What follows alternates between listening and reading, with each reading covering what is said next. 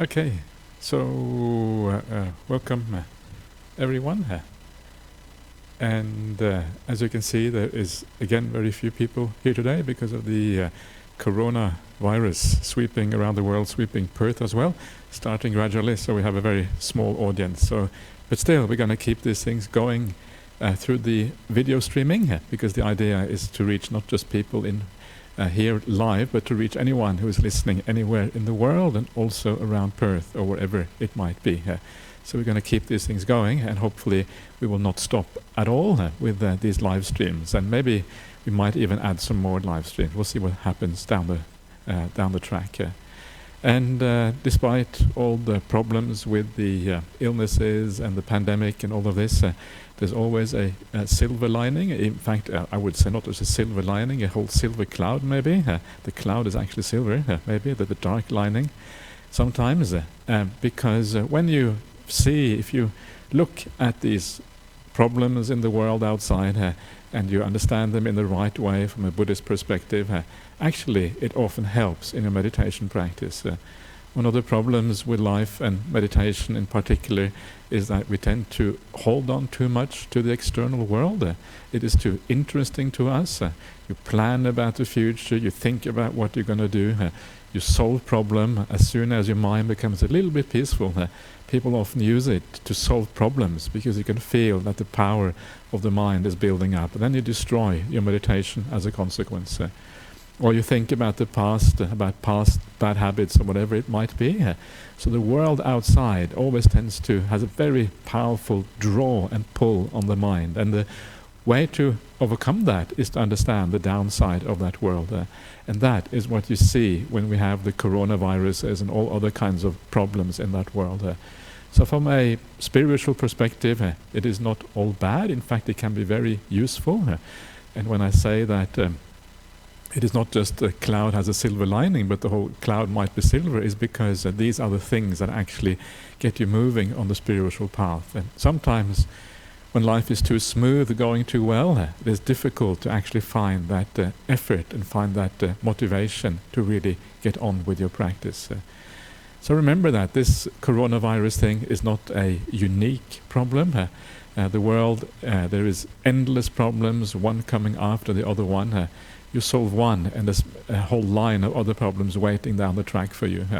So you're never really solving anything. It's all just temporary solutions. The same problems always return. The idea of circular time, things coming back again and again and again, almost endlessly, unless you make an end of these things. And the more you get your mind around that, the more obvious it is that actually there's no point in thinking about those things at all. So you just let it all go, and you don't worry about things that are literally out of control, literally always recurring, literally where there is no solution. What's the point? If there is no solution, then there is no problem. That was actually said by that famous British statesman Harold Macmillan. Apparently he said that, according to Ajahn Brahmali told me that, I think. And when there is no solution, then there is no problem. Then you can just forget about it because there's nothing there to be thought about. Very profound and beautiful way of thinking about the world. So then, instead of looking in the world outside, instead you start to seek that refuge within, the peace within, the emptiness inside, where actually the whole world fades away.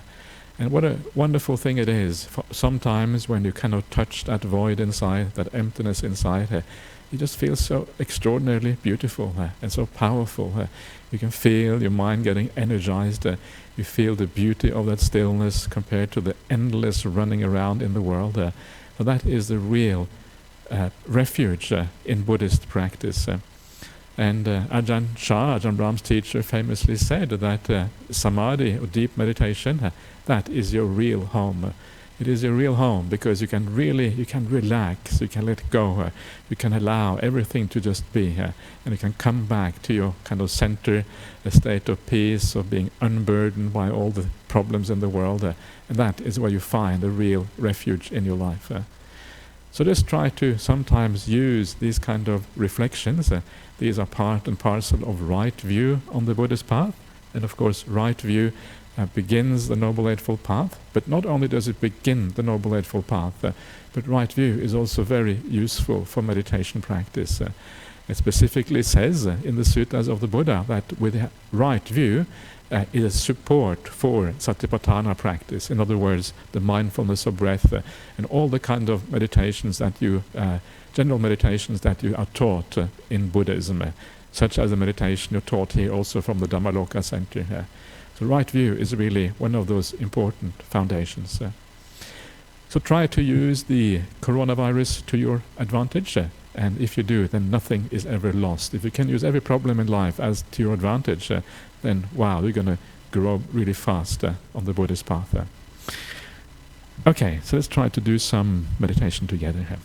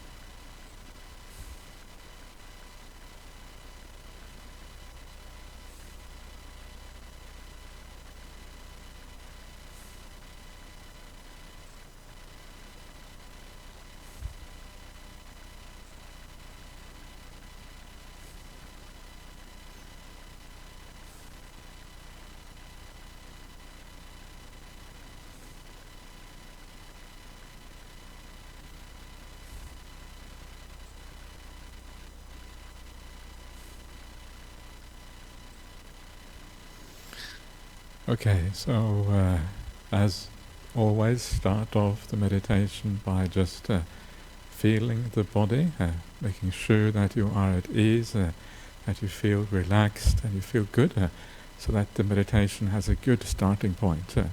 This is so important at the beginning, and if you get that initial starting point right, then often the meditation just happens by itself.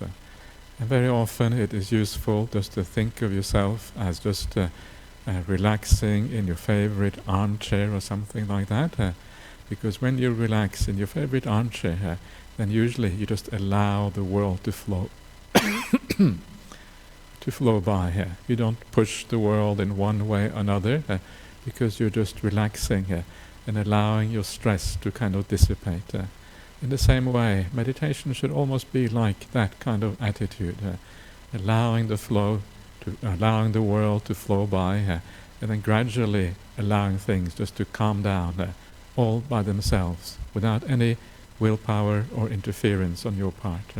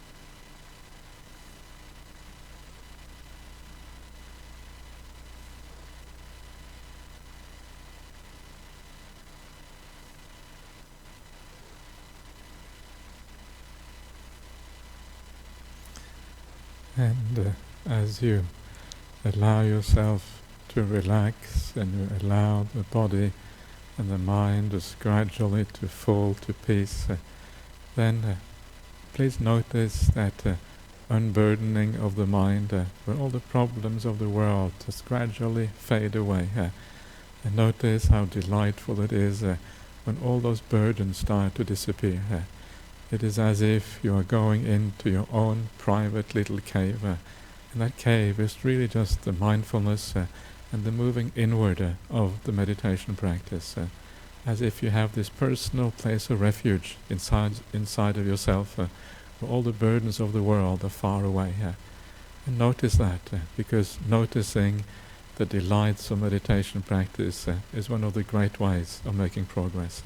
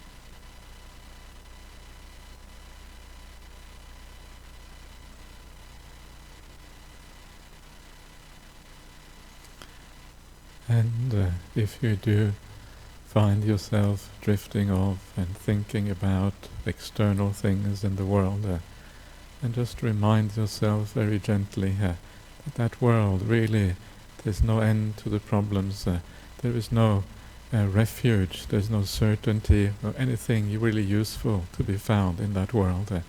It just goes on and on with the same old things. The real refuge is to be found within, inside. And that is the only place where there is any real progress or purpose or aim or goal, whereas the rest of the world just keeps on going forever, with the same problems reoccurring again and again. Let go of that world. There's nothing there for you.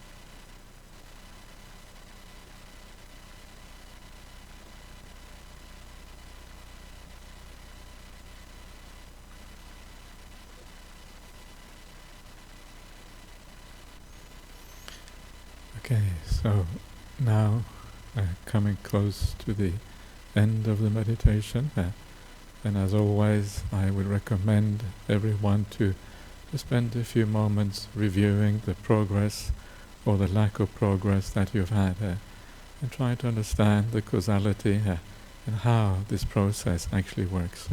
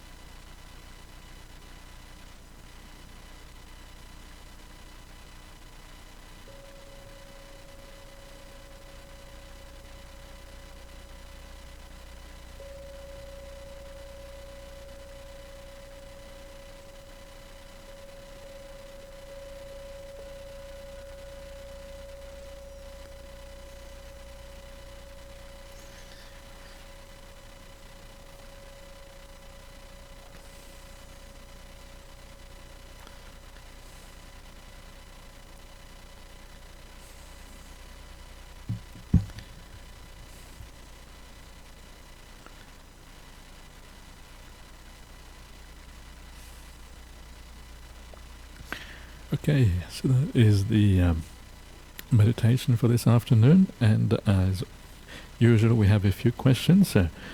At the moment we only take questions from outside that come in over the internet.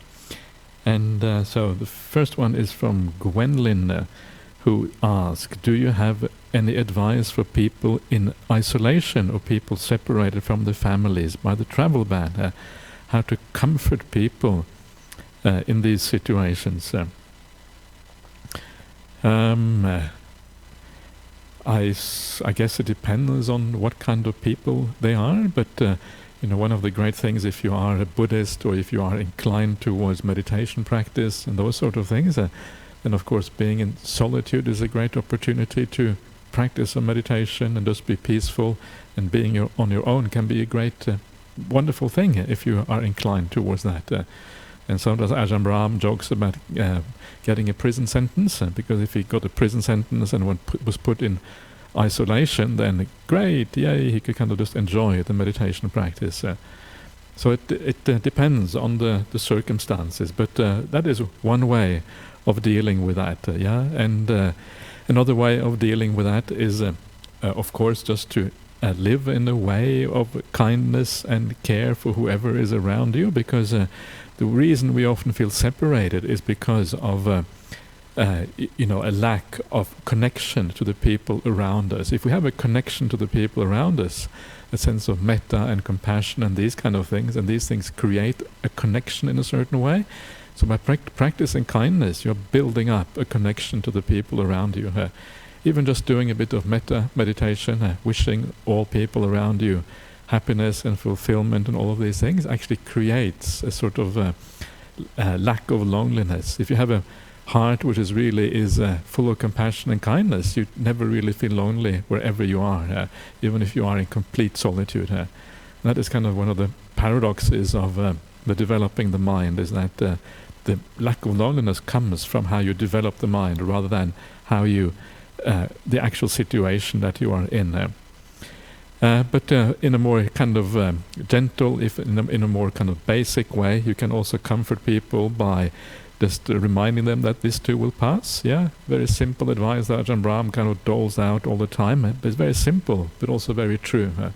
And the reason why we despair is because we think something will last for a long time, or maybe forever, and that's when you despair. But when you remind yourself that the world is so up and down, so uncertain, so inherently unreliable, you don't know what's going to happen next, then you realize that actually there's not much point in being upset about things. You just relax and you enjoy what you have, and before you know it, things are over, things have changed.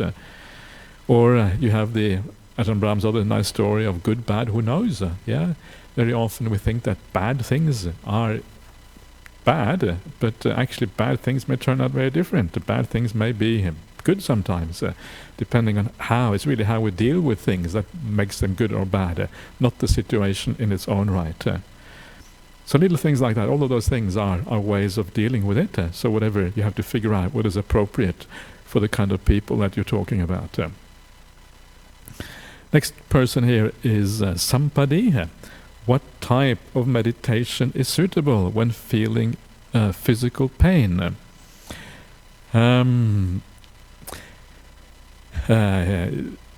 Any type of meditation is suitable. I think the idea, the biggest thing about feeling physical pain is the idea of being able to let go of the pain and not getting obsessed by it. It's very easy to say, sometimes difficult to do. So ideally you want to build up a kind of mind which is able to let go of the pain and not be obsessed by the pain. And of course the kind of mind that can do that is a mind which has good qualities. So if you have a few defilements in the mind, if you have a lot of metta and kindness and friendliness and compassion for people and a degree of mindfulness and peace, and all of these things usually come together, then it is easier to let go of the pain. But if you have lots of defilements and bad things going on in your mind, it's going to be harder. So do purify the mind as much as you can before you do your meditation practice, by thinking in the right way. Then sit down and maybe you can do some metta meditation, something a bit more active that keeps your mind away from the kind of going to the pain all the time, more like kind of visualization exercise, visualizing the four directions in the world and then wishing all beings in those directions, wishing them well and happiness, and kind of reminding yourself that there is a lot of goodness in this world. You don't see that goodness when you turn on your TV, you see all the badness in the world when you turn on the TV, but there is a lot of goodness in the world, and we need to remember that, otherwise we get things very one-sided. But it's not easy to deal with physical pain, and so you just have to gently kind of try various meditations. You can also try to use guided meditations. So again, you have something external that you can focus on a little bit, something to distract you a little bit from the pain, if you like, and then maybe that will be helpful as well. Maybe walking meditation might be good for you. Many people like walking meditation, or maybe you can lie down. Maybe there are certain meditations postures that are better for your pain. You can try any posture really, not absolutely any posture. There are some postures we don't recommend, but most postures are okay. Even lying down is okay, because you can maybe relax more. You can also try using medication very gently and see how that affects your meditation. Maybe during just the meditation part we can use a bit of medication to subdue the pain a little bit and see if that helps. All of these things are perfectly acceptable from meditation point of view. So just experiment a bit and see what works. Okay, next one is from Grungil and David. Do viruses have consciousness, Vijnana Kanda? How do we know? Do viruses have consciousness? Okay, the Buddha doesn't say much about viruses, unfortunately. They're not specifically mentioned in the suttas, for good reasons. But obviously they didn't know much about viruses in those days. It's kind of a modern thing. Do they have consciousness? Well, I would say usually the way that beings are defined in the suttas, panatipata, it relates to the idea of breathing. You have to breathe. And breathing really means you have to have a metabolism. I mean, breathing means that you're using oxygen to burn stuff, and that is called metabolism. And from my understanding is that viruses do not have metabolism. They don't breathe in an ordinary sense. So I would say that they are usually excluded from what is called pana in the suttas, which are breathing beings. So quite possibly they are not conscious, and I would argue probably they're not conscious. So you can leave those to one side. So I think even if you kill a virus, you probably haven't broken any precepts, which is kind of good, because sometimes viruses are not very useful, not very handy, especially the coronavirus. Coronavirus is bad, but the karunavirus is really good. So please go for the karunavirus. Please don't. Please don't interrupt. Please take a seat over there and just wait 1 minute. I will be with you. Please take a seat. Just 2 minutes. Yeah. So that is the